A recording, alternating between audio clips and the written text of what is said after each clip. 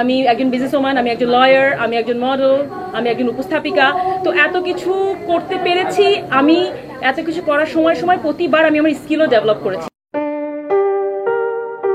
জান্নাতুল ফেরদৌস পিয়া একই সঙ্গে একজন বাংলাদেশি আইনজীবী, মডেল এবং অভিনেত্রী। বৈষম্য বিরোধী ছাত্র আন্দোলনের সময় বেশ আলোচিত ছিলেন এই মডেল।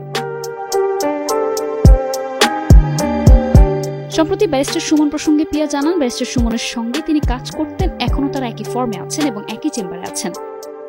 এখনো আমরা একই ফর্মে আছি, তো একই চেম্বারে আছি, এবং আমি যেটা আগেও বলেছিলাম এখন বলছি, he is an very honest গাই। তিনি আরো জানান, সুমন খুব সৎ একজন মানুষ, তার একজন কলিগ। সেক্ষেত্রে যেভাবে তাকে সম্মান করা দরকার, তার ভালোর জন্য চিন্তা করা দরকার এবং তার অবর্তমানে তার ফ্যামিলির কথা চিন্তা করা দরকার, তিনি অবশ্যই সেটা করবেন। সম্প্রতি তিনি গ্লোবাল স্টার অ্যাওয়ার্ডস 2024-এ দশকের মডেল খেতাবে সম্মানিত হয়েছেন। সেখানে গণমাধ্যমের মুখোমুখি হয়ে তিনি একথা জানান। জেনেক্সে শিফট করো, লাইফকে লিফট করো। তিনি আরো জানান, এই কৃতিত্ব শুধু উচ্চতা, গ্ল্যামার বা আবেগের ফল নয়, বরং নিবেদন, ধারাবাহিকতা, শিক্ষা, সময় ব্যবস্থাপনা এবং ইতিবাচক মনোভাব, যা তাকে পথ দেখিয়েছে।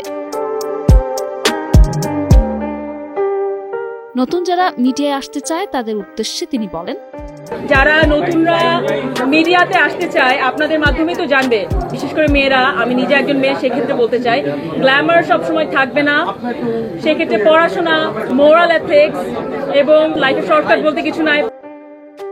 তিনি আরো বলেন, লাইফে ক্যারিয়ার সবকিছু না, লাইফে ফ্যামিলিও খুব ইম্পর্টেন্ট। সো যারা মনে করেন যে ক্যারিয়ার, বিয়ে করলে ক্যারিয়ার নষ্ট হয়ে যাবে, বাচ্চা হলে ক্যারিয়ার নষ্ট হয়ে যাবেন, আজীবন ক্যারিয়ার নিয়ে থাকলেন, যখন আপনার 40 বছর হয়ে যাবে, 45 বছর হয়ে যাবে, কেউ আপনার দিকে তাকাবে না, শুধু ফ্যামিলি থাকবে।